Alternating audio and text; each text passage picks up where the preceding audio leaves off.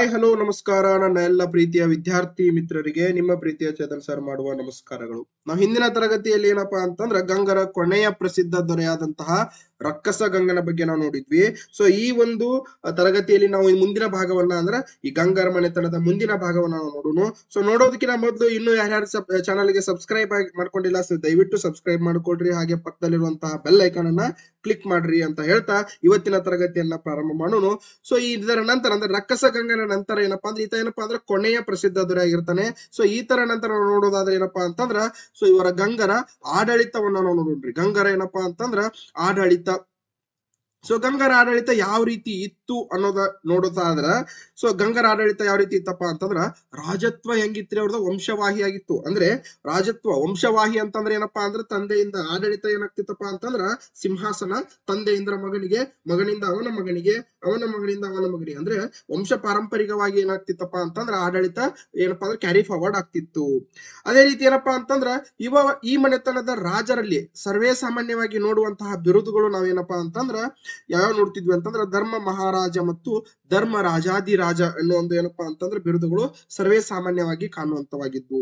So ಇವರ ಆಡಳಿತದಲ್ಲಿ ಮಂತ್ರಿ ಮಂಡಲವೂ ಇತ್ರಿ. ಇವರ ಆಡಳಿತದಲ್ಲಿ ಏನಿತ್ರಿ ಒಂದು ಮಿನಿಸ್ಟರ್ ಕೌನ್ಸಿಲ್ ಆಫ್ ಮಿನಿಸ್ಟರ್ಸ್ ಅಂದ್ರೆ ಒಂದು ಮಂತ್ರಿ ಮಂಡಲ ಇತ್ರಿ.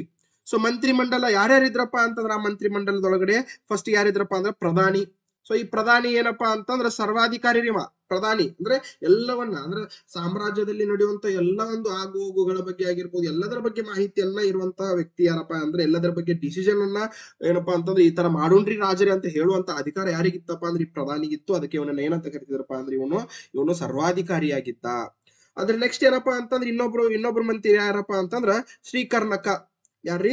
ಶ್ರೀಕರ್ಣಕ. ಈ ಶ್ರೀಕರ್ಣಕ ಅನ್ನೋ ಒಬ್ಬ ಮಂತ್ರಿಯ ಕೆಲಸ ಏನಪ್ಪಾ ಅಂತಂದ್ರ ಕಂದಾಯ ಇಲಾಖೆ ನೋಡ್ಕೊಳ್ಳೋದ್ರಿ.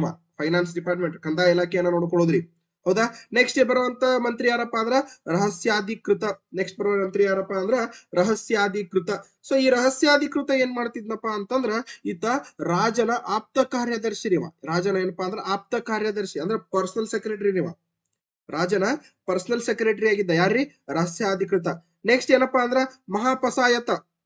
ನೆಕ್ಸ್ಟ್ ಯಾರ್ರಿ? ನೆಕ್ಸ್ಟ್ ಬರುವಂತ ಮಂತ್ರಿ ಯಾರಪ್ಪ ಅಂದ್ರ ಮಹಾಪಸಾಯತ. ಸೊ ಈ ಮಹಾಪಸಾಯತ ಏನ್ ಮಾಡ್ತಿದ್ದಪ್ಪ ಅಂದ್ರ ರಾಜನ ವಸ್ತ್ರ ರಕ್ಷಕ ಅಂತ್ರಿ ಇವನು. ನೋಡ್ರಿ, ರಾಜನ ವಸ್ತ್ರವನ್ನ ನೋಡ್ಕೊಳ್ಳುವಂತ ಅವನ ಹಾಕೊಳ್ಳುವಂತ ಬಟ್ಟೆಯನ್ನ ನೋಡ್ಕೊಳ್ಳೋದಕ್ಕೂ ಒಬ್ಬನು ಮಂತ್ರಿ ಇದ್ದ. ಆತನೇ ಅವನಿಗೆ ಏನಂತ ಕರಿತಿದ್ರಪ್ಪ ಅಂದ್ರ ಮಹಾಪಸಾಯತ ಅಂತಂದ್ ಹೇಳಿ ಕರಿತಿದ್ರು. ಸೊ ನೆಕ್ಸ್ಟ್ ಬರುವಂತ ಮಂತ್ರಿ ಯಾರಪ್ಪ ಅಂತಂದ್ರ ರಿಜ್ಜುಕ. ನೆಕ್ಸ್ಟ್ ಬರುವಂತ ಮಂತ್ರಿ ಯಾರಪ್ಪ ಅಂದ್ರ ರಿಜ್ಜುಕ.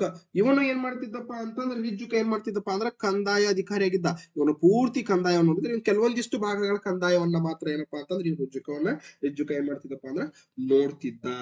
ಹೌದಾ? ಸೊ ಇನ್ ನೆಕ್ಸ್ಟ್ ಬರುವಂತ ಪಾಯಿಂಟ್ ಏನಪ್ಪಾ ಅಂತಂದ್ರ ರಾಜ್ಯ ವಿಂಗಡಣೆ. ಇವರ ಆಡಳಿತದಲ್ಲಿ ರಾಜ್ಯ ವಿಂಗಡಣೆ ಯಾವ ರೀತಿ ಮಾಡಿದ್ರು, ಒಂದು ರಾಜ್ಯವನ್ನ ಒಂದು ಸಂಪೂರ್ಣವಾಗಿರುವಂತ ಇವರ ರಾಜ್ಯವನ್ನ ಯಾವ ರೀತಿ ವಿಂಗಡಣೆ ಮಾಡಿದ್ರು ಅಂತಂದ್ರೆ ಸೊ ಇವರ ಸಾಮ್ರಾಜ್ಯ ಯಾವ್ದಾಗಿತ್ತಪ್ಪ ಅಂತಂದ್ರೆ ಗಂಗವಾಡಿ ಅಂತಂದು ಹೇಳಿ ಕರಿತಿದ್ರು. ಸಾಮ್ರಾಜ್ಯಕ್ಕೆ ಏನಂತ ಕರಿತಿದ್ರಪ್ಪ ಅಂದ್ರೆ ಗಂಗವಾಡಿ ಅಂತಂದು ಹೇಳಿ ಕರಿತಿದ್ರು. ಇವರು ಪ್ರಾಂತ್ಯಗಳಿಗೆ ಪ್ರಾಂತ್ಯ ಅಂತಾನೆ ಹೇಳಿ ಕರೆದ್ರು. ಹಾಗೆ ಜಿಲ್ಲೆಗೆ ಏನಂತ ಕರಿತಿದ್ರಪ್ಪ ಅಂದ್ರೆ ಇವರು ನಾಡು ಅಥವಾ ವಿಷಯ ಅಂತ ಕರಿತಿದ್ರಂತೆ. ಜಿಲ್ಲೆಗೆ ನಾಡು ಅಥವಾ ವಿಷಯ ಅಂತ ಹೇಳಿ ಕರಿತಿದ್ರು. ಹಾಗೆ ತಾಲೂಕಿಗೆ ಏನಂತ ಕರಿತಿದ್ರಪ್ಪ ಅಂದ್ರೆ ಕಂಪನ ಅಂತಂದು ಹೇಳಿ ಕರಿತಿದ್ರು. ತಾಲೂಕಿಗೆ ಏನಂತ ಕರಿತಿದ್ರು? ಕಂಪನ ಅಂತಂದು ಹೇಳಿ ಕರಿತಿದ್ರು. ಹಾಗೆ ಗ್ರಾಮಕ್ಕೆ ಏನಂತ ಕರಿತಿದ್ರಪ್ಪ ಅಂದ್ರ ಗ್ರಾಮ ಅಂತಾನೆ ಹೇಳಿ ಕರಿತಿದ್ರು. ಗ್ರಾಮಕ್ಕೆ ಗ್ರಾಮ ಅಂತ ಕರಿತಿದ್ರು. ನೋಡ್ರಿ, ಇವರ ರಾಜ್ಯದಲ್ಲಿ ಎಷ್ಟು ತರನಾಗಿ ವಿಂಗಡಣೆ ಮಾಡಿದ್ರು ಅವರು? ಪ್ರಾಂತ್ಯ, ಜಿಲ್ಲೆ, ತಾಲೂಕು, ಗ್ರಾಮ. ನೋಡ್ರಿ ಯಾವ್ಯಾವ್ರಿ? ಪ್ರಾಂತ್ಯ, ಜಿಲ್ಲೆ, ತಾಲೂಕು, ಗ್ರಾಮಗಳಾಗಿ ಏನಪ್ಪಾ ಅಂದ್ರೆ ವಿಂಗಡಣೆ ಮಾಡಿದ್ರು. ಅವಕ್ಕೆ ಏನೇನಂತ ಕರಿತಿದ್ರು ಅಂತ ಅಲ್ಲೇ ಕೊಟ್ಟದಾಗಿದೆ. ಹೌದ್ರೆ? ಪ್ರಾಂತ್ಯಕ್ಕೆ ಪ್ರಾಂತ್ಯ ಅಂತ ಹೇಳಿ ಕರಿತಿದ್ರು, ಜಿಲ್ಲೆಗೆ ನಾಡು ಅಥವಾ ವಿಷಯ ಅಂತಂದ್ ಹೇಳಿ ಕರಿತಿದ್ರು, ತಾಲೂಕಿಗೆ ಏನಂತ ಕರಿತಿದ್ರಿ? ಕಂಪನ ಅಂತಂದ್ ಹೇಳಿ ಕರಿತಿದ್ರು, ಗ್ರಾಮಕ್ಕೆ ಗ್ರಾಮ ಅಂತಂದ್ ಹೇಳಿ ಕರಿತಿದ್ರಿ. ಹೌದಾ? ಗ್ರಾಮಕ್ಕೆ ಗ್ರಾಮ ಅಂತಂದ್ ಹೇಳಿ ಕರಿತಿದ್ರು. ಹಾಗೆ ಏನಪ್ಪಾ ಅಂದ್ರೆ ಇಂಪಾರ್ಟೆಂಟ್ ಪಾಯಿಂಟ್ ಯಾವ್ದಪ್ಪ ಅಂತಂದ್ರ ನಗರದ ಮುಖ್ಯಸ್ಥರನ್ನ ಏನಂತ ಕರಿತಿದ್ರಪ್ಪ ಅಂದ್ರ ಪಟ್ಟಣ ಸ್ವಾಮಿ ಅಂತ ಹೇಳಿ ಕರಿತಿದ್ರಿ. ನಗರದ ಮುಖ್ಯಸ್ಥನನ್ನ ಪಟ್ಟಣ ಸ್ವಾಮಿ, ಮತ್ತೆ ಅಗ್ರಹಾರದ ಮುಖ್ಯಸ್ಥನನ್ನ ಏನಂತ ಕರಿತಾರೆ? ಮಹಾಜನ ಅಂತಂದ್ ಹೇಳಿ ಕರಿತಿದ್ರಿ. ಬಹಳ ಇಂಪಾರ್ಟೆಂಟ್ ರೀ. ಬಹಳ ಏನಪ್ಪಾ ಅಂತಂದ್ರ ಇಂಪಾರ್ಟೆಂಟ್ ಆಗಿರ್ತೈತಿ ಮುಂಬರುವಂತ ಎಕ್ಸಾಮ್ಗಳಲ್ಲಿ. ನಮ್ಮ ಏನಪ್ಪಾ ಅಂದ್ರೆ ರಾಜ್ಯ ಸರ್ಕಾರದ ಎಕ್ಸಾಮ್ಗಳಲ್ಲಿ ಈ ತರನಾದಂತ ಪ್ರಶ್ನೆಗಳನ್ನ ಕೇಳುವಂತದ್ದಾಗಿರ್ತದ. ಹಿಂದೆ ಬಂದಂತ KS ಪರೀಕ್ಷೆಯಲ್ಲಿ KS ಏನಪ್ಪಾ ಅಂತಂದ್ರ ಈ ಪ್ರಿಲಿಮ್ಸ್ ಒಳಗಡೆ ಏನಪ್ಪಾ ಅಂತಂದ್ರ ಇದೇ ತರನಾದಂತ ಒಂದು ಪ್ರಶ್ನೆ ಬಂದಿತ್ತು. ಹೌದಾ? ಸೊ ಹಾಗಾಗಿ ನಾವ್ ಇವನ್ನ ಏನಪ್ಪಾ ಅಂತಂದ್ರ ಬಹಳ ಲಕ್ಷ್ಯ ಕೊಟ್ಟು ಏನಪ್ಪಾ ಅಂತಂದ್ರ ನಾವು ಅದನ್ನ ನೋಡ್ಬೇಕಾಗಿರ್ತದ, ಆಮೇಲೆ ನೆನಪಲ್ಲಿ ಇಟ್ಕೋಬೇಕಾಗಿರ್ತದ. ಹೌದಾ? ನೆಕ್ಸ್ಟ್ ಏನಪ್ಪಾ ಅಂದ್ರ ಇವರ ಒಂದು ರಾಜ್ಯದಲ್ಲಿ ಅಂದ್ರೆ ಇವರ ಆಡಳಿತದಲ್ಲಿ ಯಾವ ಧರ್ಮವನ್ನ ಘೋಷಣೆ ಮಾಡಿದ್ರಿ ಇವರು? ಯಾವ ಧರ್ಮ ಘೋಷಣೆ ಮಾಡಿದ್ರಿ ಇವರು? ಜೈನ ಧರ್ಮದ ಏನಪ್ಪಾ ಅಂತಂದ್ರ ಘೋಷಣೆಯನ್ನ ಮಾಡಿದ್ರು. ಜೈನ ಧರ್ಮದ ಏನ್ ಮಾಡಿದ್ರು ಇವರು? ಘೋಷಣೆಯನ್ನ ಮಾಡಿದ್ರು. ಇನ್ನು ನೆಕ್ಸ್ಟ್ ನಾವು ನೋಡ್ಬೇಕು ಅಂತಂದ್ರ ಇವರ ಸೈನ್ಯ ಹೆಂಗಿತ್ತು? ಯಾಕಂತಂದ್ರ ಒಂದು ಸಾಮ್ರಾಜ್ಯ ಬಲಿಷ್ಠವಾಗಿರ್ಬೇಕು ಅಂತಂದ್ರ ಮೊದಲು ಅವರ ಆಡಳಿತ ಸರಿಯಾಗಿರ್ಬೇಕು, ಆಮೇಲೆ ಆ ರಾಜ ಸರಿಯಾಗಿರ್ಬೇಕು, ರಾಜನ ಆಡಳಿತ ಸರಿಯಾಗಿರ್ಬೇಕು, ಆಮೇಲೆ ಆ ಒಂದು ಏನಪ್ಪಾ ಅಂತಂದ್ರ ರಾಜ್ಯದ ಆ ಒಂದು ಸಾಮ್ರಾಜ್ಯದ ಸೈನ್ಯದ ಬಲ ಹೆಂಗಿರ್ಬೇಕಪ್ಪ, ಸೈನ್ಯ ಬಲ ಹೆಂಗಿರ್ಬೇಕಪ್ಪ ಅಂದ್ರೆ ಬಹಳ ಸ್ಟ್ರಾಂಗ್ ಆಗಿರ್ಬೇಕಂತ್ರಿ. ಸೊ ಹಾಗಾಗಿ ಇವರ ಸೈನ್ಯವನ್ನ ನಾವು ನೋಡೋದಾದ್ರೆ ಸೈನ್ಯದ ಮುಖ್ಯಸ್ಥನನ್ನ ಏನಂತ ಕರೆದ್ರಪ್ಪ ಅಂತಂದ್ರ ಅವರು ಮಹಾದಂಡ ನಾಯಕ ಅಂತಂದ್ ಹೇಳಿ ಕರೆದ್ರಿ. ಸೈನ್ಯದ ಮುಖ್ಯಸ್ಥನನ್ನ ಏನಂತ ಕರೆದ್ರಿ? ಮಹಾದಂಡ ನಾಯಕ ಅಂತಂದ್ ಹೇಳಿ ಕರೆದ್ರಿ. ಕ್ವಶನ್ಗಳು ಆಗ್ಬೋದ್ರಿ. ಹೌದಾ? ಗಂಗಾ ಮನೆತನದಲ್ಲಿ, ಗಂಗಾ ಸಾಮ್ರಾಜ್ಯದಲ್ಲಿ ಸೈನ್ಯದ ಮುಖ್ಯಸ್ಥನನ್ನ ಈ ಕೆಳಗಿನಂತೆ ಯಾವ ರೀತಿ ಕರೀತಿದ್ರು, ಅಂದ್ರೆ ಏನೆಂದು ಕರೀತಿದ್ದರು ಅಂತ ಕೇಳಬಹುದು ಕ್ವಶನ್ ನಿಮಗೆ. ಹೌದಾ? ಅದಕ್ಕೆ ಸೈನ್ಯದ ಮುಖ್ಯಸ್ಥನನ್ನ ಏನಂತ ಕರೀತಿದ್ರಿ? ಮಹಾದಂಡ ನಾಯಕ ಅಂತಂದ್ ಹೇಳಿ ಕರೀತಿದ್ರಿ. ಅದೇ ರೀತಿ ಸೈನ್ಯದಲ್ಲಿರುವಂತಹ ಅಶ್ವಪಡೆಯ ಮುಖ್ಯಸ್ಥನನ್ನ ಅಂದ್ರೆ ಕುದುರೆ ದಳದ ಮುಖ್ಯಸ್ಥನನ್ನ ಏನಂತ ಕರೀತಿದ್ರಿ? ತರುಗ ಸಹಾನಿ ಅಥವಾ ಅಶ್ವಾಧ್ಯಕ್ಷ ಏನಂತ ಕರೀತಾರ್ರಿ? ತರುಗ ಸಹಾನಿ ಅಶ್ವಾಧ್ಯಕ್ಷ. ಕರೆಕ್ಟ್. ತರುಗ ಸಹಾನಿ ಅಶ್ವಾಧ್ಯಕ್ಷ ಅಂತಂದ್ ಹೇಳಿ ಕರೀತಿದ್ರಂತೆ. ಅದೇ ರೀತಿ ಏನಪ್ಪಾ ಅಂದ್ರೆ ಒಂದು ಸೈನ್ಯದಲ್ಲಿ ಇನ್ನು ಗಜಪಡೆನೂ ಇರ್ತದೆ. ಆ ಗಜಪಡೆಯ ಮುಖ್ಯಸ್ಥನನ್ನ ಏನಂತ ಕರೀತಿದ್ರಿ? ಗಜ ಸಹಾನಿ ಅಂತ ಹೇಳಿ ಕರೀತಿದ್ರು. ಏನಂತ ಕರೀತಿದ್ರಿ ಅವನ? ಗಜ ಸಹಾನಿ ಅಥವಾ ಗಜಾಧ್ಯಕ್ಷ ಅಂತಂದ್ ಹೇಳಿ ಕರೀತಿದ್ರು. ಗಜ ಸಹಾನಿ ಅಥವಾ ಗಜಾಧ್ಯಕ್ಷ ಅಂತಂದ್ ಹೇಳಿ ಕರೀತಿದ್ರು. ಅದೇ ರೀತಿ ಏನಪ್ಪಾ ಅಂತಂದ್ರ ಇವ್ರು ಏನ್ ಮಾಡ್ತಿದ್ರಪ್ಪ ಅಂತಂದ್ರ ಭೂಮಾಪನ ಅಂದ್ರ ತಮ್ಮ ಭೂಮಿಯನ್ನ ಮಾಪನ ಮಾಡೋದಕ್ಕೆ ಏನಪ್ಪಾ ಅಂತಂದ್ರ ಏನಪ್ಪಾ ಅಂದ್ರೆ ಒಂದು ವಸ್ತುವನ್ನ ಕಂಡು ಹಿಡಿದಿದ್ರು. ಅದೇ ಏನಪ್ಪಾ ಅಂತ ಅದಕ್ಕೆ ಏನಂತ ಕರೀತಿದ್ರಪ್ಪ ಅಂದ್ರ ಗಂಗರ ಕೋಲು ಅಥವಾ ಬೇರುಂಡ ಕೋಲು ಅಂತ ಹೇಳಿ ಕರೀತಿದ್ರಿ. ಒಂಥರ ಏನಪ್ಪಾ ಅಂದ್ರೆ ಇಂಚ್ ಪಟ್ಟಿ ಇದ್ದಂಗ ಸ್ಕೇಲ್. ಹೌದಾ? ಸ್ಕೇಲ್. ಭೂಮಾಪನ ಮಾಡುವಂತ ಮಾಪನ ಯಾವುದು? ಭೂಮಾಪನ, ಭೂಮಿಯನ್ನ ಮಾಪನ ಅಂದ್ರೆ ಅಳೆಯಲು ಬಳಸುವಂತಹ ಮಾಪನ ಯಾವುದು ಗಂಗರ ಕಾಲದಲ್ಲಿ ಅಂತ ಕೇಳಿದ್ರೆ ಯಾವ್ದಪ್ಪ ಅಂದ್ರ ಗಂಗರ ಕೋಲು ಅಥವಾ ಬೇರುಂಡ ಕೋಲು ಅಂತ ಹೇಳ್ಬೇಕಾಗ್ತದ. ಹೌದಾ? ನೆಕ್ಸ್ಟ್ ಏನಪ್ಪಾ ಅಂತಂದ್ರೆ ಇವರ ಕಾಲದ ನಾಣ್ಯಗಳು ರೀ. ಇವರ ಕಾಲದ ಏನಪ್ಪಾ ಅಂದ್ರ ನಾಣ್ಯಗಳು. ಎಷ್ಟು ರೀತಿಯ ನಾಣ್ಯಗಳಿದ್ದು ಇವರ ಕಾಲದಲ್ಲಿ? 2 ರೀತಿಯ ನಾಣ್ಯಗಳಿದ್ದು ರೀ. ಯಾವ್ಯಾವ್ರಿ? ಒಂದು ಚಿನ್ನ, ಇನ್ನೊಂದು ಬೆಳ್ಳಿ. ಒಂದು ಚಿನ್ನ ಮತ್ತು ಇನ್ನೊಂದು ಬೆಳ್ಳಿ. ಚಿನ್ನದ ನಾಣ್ಯಗಳು ಯಾವ್ಯಾವಿದ್ದು ರೀ? ಗದ್ಯಾನ, ಸುವರ್ಣ, ನಿಷ್ಕ, ಹೊನ್ನ. ನೋಡ್ರಿ ಯಾವ್ಯಾವ್ರಿ? ಗದ್ಯಾನ, ಸುವರ್ಣ, ನಿಷ್ಕ, ಹೊನ್ನ. ಮತ್ತ ಅದೇ ರೀತಿ ಬೆಳ್ಳಿಯ ನಾಣ್ಯಗಳು ಯಾವಪ್ಪ ಅಂದ್ರ ಪನ, ಹಗ, ಕಾಸು, ದ್ರಮ್ಮು. ಡ್ರಮ್ ಅಲ್ ಮತ್ರಿ, ಪನ, ಹಗ, ಕಾಸು. ಡ್ರಮ್ ಅಲ್ಲ, ದ್ರಮ್ಮು. ಹೌದಾ? ದ್ರಮ್ಮು. ಇನ್ನು ನಾವು ನಂತರ ನೋಡ್ಬೇಕಾದ್ರ ನೆಕ್ಸ್ಟ್ ಏನಪ್ಪಾ ಅಂದ್ರ ಇವರ ಕಾಲದ ಪ್ರಮುಖ ಕೃತಿಗಳು ರೀ. ಬಹಳ ಇಂಪಾರ್ಟೆಂಟ್ ರೀ ಇದಂತಂದ್ರು. ವೆರಿ ಇಂಪಾರ್ಟೆಂಟ್ ರೀ. ಬಹಳ ಇಂಪಾರ್ಟೆಂಟ್ ರೀ. ಹೌದಾ? ಬಹಳ ಇಂಪಾರ್ಟೆಂಟ್. ನಮ್ಗೆ ಇದ್ರ ಮೇಲೆ ಕ್ವಶನ್ಸ್ ಗಳು ಆಗುವಂತ ಏನಪ್ಪಾ ಅಂತಂದ್ರ ಬಹಳ ಪಾಸಿಬಿಲಿಟೀಸ್ ಇರ್ತಾವ. ದಯವಿಟ್ಟು ನೀವು ನೆನಪಿನಲ್ಲಿ ಇಡಬೇಕಾರಿ. ದಯವಿಟ್ಟು ನೀವು ನೆನಪಿನಲ್ಲಿ ಇಡ್ಲೇಬೇಕು. ಹೌದಾ? ಯಾಕಂದ್ರ ಮುಂಬರುವಂತಹ ನಮ್ಮ ಯಾವ್ದ್ರಿ ESI ಎಕ್ಸೈಸ್ ಸಬ್ ಇನ್ಸ್ಪೆಕ್ಟರ್ ಆಗಿರ್ಬೋದು, ಆಮೇಲೆ ಅನೇಕ PSI ಹುದ್ದೆಗಳನ್ನ ಕರಿತೀವಿ ಅಂತಂದೇಳಿ ರಾಜ್ಯ ಸರ್ಕಾರ ಹೇಳೋದ್ರಿಂದ ದಯವಿಟ್ಟು ನೀವೇನಪ್ಪಾ ಅಂತಂದ್ರೆ ಈ ಒಂದು ತರಗತಿಗಳನ್ನ, ಸಿರೀಸ್ ತರಗತಿ ಏನ್ ಕರ್ನಾಟಕ ಇತಿಹಾಸ ಸಿರೀಸ್ ತರಗತಿಗಳನ್ನ ಸಂಪೂರ್ಣವಾಗಿ ನೀವೇನ್ ಮಾಡಿರಪ್ಪ ಅಂತಂದ್ರ ಲಕ್ಷ್ಯ ಕೊಟ್ಟು ನೋಡಿದ್ದ ಅದಲ್ಲಿ ಈ ಒಂದು ಸಿರೀಸ್ ತರಗತಿಗಳಿಂದ ಒಂದು 5 ರಿಂದ 6 ಪ್ರಶ್ನೆಗಳು ಬರುವಂತಹ ಸಾಧ್ಯತೆಗಳಿದಾವ್ರಿ. ಬರುವಂತ ಸಾಧ್ಯತೆಗಳು ಬಹಳ ಇದಾವ. ಅದಕ್ಕೆ ದಯವಿಟ್ಟು ಏನಪ್ಪಾ ಅಂತಂದ್ರ ಲಕ್ಷ ಕೊಟ್ಟು ನೀವೇನಪ್ಪಾ ಅಂದ್ರೆ ಇದನ್ನ ಇಂಪಾರ್ಟೆಂಟ್ ರೀ. ಇವೆಲ್ಲ ಬಹಳ ಮೇನ್ ಇಂಪಾರ್ಟೆಂಟ್. ಇವನ್ನೆಲ್ಲ ನೋಡಿ ನೀವು ನೋಟ್ಸ್ ಮಾಡಿ ಇಟ್ಕೊಂಡ್ರ ಇವಾಗ ಏನಪ್ಪಾ ಅಂತಂದ್ರ ಎಲ್ಲ ರೀತಿಯಾದಂತ ಸರ್ಕಾರಿ ಅಂದ್ರೆ ನಮ್ಮ ರಾಜ್ಯ ಸರ್ಕಾರದ ಹುದ್ದೆಗಳಿಗೆ, ಎಲ್ಲ ರೀತಿಯಾದಂತ ಹುದ್ದೆಗಳಿಗೆ ಇದು ಅನುಕೂಲ ಆಗ್ತದ. ಹೌದಾ? ಈ ಒಂದು ಗಂಗರ ಕಾಲದಲ್ಲಿ ಏನಪ್ಪಾ ಅಂತಂದ್ರ ಪ್ರಮುಖ ಕೃತಿಗಳು, ಗಂಗರ ಕಾಲದಲ್ಲಿರುವ ಪ್ರಮುಖ ಕೃತಿಗಳು ಯಾವಪ್ಪ ಅಂತಂದ್ರ ಈ ಒಂದೇದ್ ಯಾವ್ದಪ್ಪ ಅಂದ್ರೆ ಈ 1ನೇ ನಾಗವರ್ಮ. ಇವನು ಯಾರಪ್ಪಾ ಅಂದ್ರೆ ಈ ಕವಿರಿವ 1ನೇ ನಾಗವರ್ಮ. ಯಾರ ಕಾಲದಲ್ಲಿ ಇದ್ದ ಇವ? ರಕ್ಕಸ ಗಂಗಾ, ಕೊನೆಯ ಪ್ರಸಿದ್ಧ ದೊರೆಯಾದಂತ ರಕ್ಕಸ ಗಂಗನ ಕಾಲದಲ್ಲಿದ್ದ 1ನೇ ನಾಗವರ್ಮ. ಇವನು ಏನನ್ನ ಯಾವ ಕೃತಿ ಬರೀತಾನ್ರಿವ? ಚಂದೋಂಬುದಿ. ಯಾವ್ದ್ರಿ? ಚಂದೋಂಬುದಿ. ಪ್ರಶ್ನೆ ಆಗ್ಬೋದು ನಾಳೆ. ಚಂದೋಂಬುದಿ ಕೃತಿಯನ್ನ ಬರೆದಂತವ್ರು ಯಾರಾಗಿರ್ತಾರ್ರಿ? ಎಸ್ ರೈಟ್, 1ನೇ ನಾಗವರ್ಮ ಆಗಿರ್ತಾನ್ರಿ. ಯಾರಾಗಿರ್ತಾರ್ರಿ? 1ನೇ ನಾಗವರ್ಮ. ಈ ರೀತಿಯ ಕ್ವಶನ್ ಕೇಳ್ಬೋದ್ರಿ. ಚಂದೋಂಬುದಿ ಕೃತಿಯ ಕರ್ತೃರಾದಂತಹ ಅಥವಾ ಬರಹಗಾರನಾದಂತಹ 1ನೇ ನಾಗವರ್ಮನು ಯಾರ ಆಸ್ಥಾನದಲ್ಲಿದ್ದ? ಅದನ್ನು ಕೇಳ್ಬೋದ್ರಿ ಕ್ವಶನ್. ಯಾರ ಆಸ್ಥಾನದಲ್ಲಿ? ರಕ್ಕಸ ಗಂಗನ ಆಸ್ಥಾನದಲ್ಲಿದ್ದ. ಅದಕ್ಕೆ ದಯವಿಟ್ಟು ನೀವೇನಪ್ಪಾ ಅಂತಂದ್ರ ಬಹಳ ಲಕ್ಷ್ಯ ಕೊಡ್ರಿ. ಆಮೇಲೆ ಯಾವ್ದೋ ಒಂದು ಪಾಯಿಂಟ್ ನೀವು ತಿರ್ಗಾಮುರ್ಗ ಅಂದ್ರೆ 1 2 ರಿಂದ 3 ಕ್ವಶನ್ ಗಳಾಗಿ ನೀವೇ ಮಾರ್ಪಾಡು ಮಾಡ್ಕೊಂಡು ಓದಿದ್ದಲ್ಲೇ ಆದ್ರ ಮುಂದೆ ಏನಪ್ಪಾ ಅಂದ್ರೆ ಮುಂಬರುವಂತ ಎಕ್ಸಾಮ್ಸ್ ಗಳಲ್ಲಿ ನಿಮ್ಗ ಏನಪ್ಪಾ ಅಂದ್ರ ಯಶಸ್ಸು ಅನ್ನೋದು ಕಟ್ಟಿಟ್ಟು ಬುತ್ತಿ ಆಗ್ತದ. ಹೌದಾ. ಸೊ ನೆಕ್ಸ್ಟ್ ಏನಪ್ಪಾ ಅಂತಂದ್ರೆ ಗುಣವರ್ಮ. ನೆಕ್ಸ್ಟ್ ಬರುವಂತ ಕವಿ ಯಾರ್ರಿ? ಗುಣವರ್ಮ. ಸೊ ಈ ಗುಣವರ್ಮ ಯಾರ ಆಸ್ಥಾನದಲ್ಲಿದ್ರಿವ? ಚಾವುಂಡರಾಯನ ಆಸ್ಥಾನದಲ್ಲಿದ್ದ. ಹೌದ್ರಿ, ಚಾವುಂಡರಾಯನ ಏನಪ್ಪಾ ಅಂತಂದ್ರ ಆಸ್ಥಾನದಲ್ಲಿದ್ದ. ಸೊ ಈತ ಏನಪ್ಪಾ ಗುಣವರ್ಮ ಏನನ್ನ ಬರಿತಾನ್ರಿ? ಶೂದ್ರಕ ಮತ್ತು ಹರಿವಂಶ ಅನ್ನೋ ಒಂದು ಕೃತಿಗಳನ್ನ ಬರಿತಾನ್ರಿ. ಶೂದ್ರಕ ಮತ್ತು ಹರಿವಂಶ ಅನ್ನೋ ಒಂದು ಕೃತಿಗಳನ್ನ ಬರಿತಾನ. ನೆಕ್ಸ್ಟ್ ಬರೋದು ಯಾರಪ್ಪಾ ಅಂತಂದ್ರೆ ಹೇಮಸೇನ, ಪ್ರಸಿದ್ಧ ಕವಿರಿವ. ಏನಪ್ಪಾ ಅಂದ್ರೆ ಹೇಮಸೇನ ಪ್ರಸಿದ್ಧ ಕವಿ. ಈತ ಏನಪ್ಪಾ ಅಂತಂದ್ರ ರಾಘವ ಪಾಂಡವೀಯ ಅನ್ನೋ ಒಂದು ಕೃತಿಯನ್ನ ಬರಿತಾನ್ರಿ. ರಾಘವ ಪಾಂಡವೀಯ ಅನ್ನೋ ಒಂದು ಏನಪ್ಪಾ ಅಂದ್ರೆ ಕೃತಿಯನ್ನ ಬರಿತಾನೆ. ನೆಕ್ಸ್ಟ್ ಬರೋನ್ ಯಾರಪ್ಪಾ ಅಂತಂದ್ರ ಪೂಜ್ಯಪಾದರು, ಅಂದ್ರೆ ದೇವನಂದಿಯ ಕಾಲದ ದೇವನಂದಿಯ ಗುರುಗಳಾದಂತಹ ಪೂಜ್ಯಪಾದರು. ದೇವನಂದಿಯ ಗುರುಗಳಾದಂತಹ ಪೂಜ್ಯಪಾದರು ಏನನ್ನ ಬರಿತಾರಪ್ಪ ಅಂದ್ರ ಶಬ್ದಾವತಾರ ಅನ್ನೋ ಒಂದು ಕೃತಿಯನ್ನ ಬರಿತಾರ್ರಿ. ನೋಡ್ರಿ, ಇಲ್ಲಿ ಕವಿಗಳು ಮಾತ್ರ ಅಲ್ಲ, ಇಲ್ಲಿ ಏನಪ್ಪಾ ಅಂತಂದ್ರ ಗುರುಗಳು ಕೂಡ ಬರೀತಾರೆ. ಅಂದ್ರೆ ದೇವನಂದಿಯ ಗುರುಗಳು ಇವರು. ಸೊ ಗುರುಗಳು ಏನ್ ಬರೀತಾರಪ್ಪ ಅಂದ್ರೆ ಶಬ್ದಾವತಾರ ಅನ್ನೋ ಒಂದು ಏನಪ್ಪಾ ಅಂದ್ರೆ ಕೃತಿಯನ್ನ ಬರೀತಾರೆ.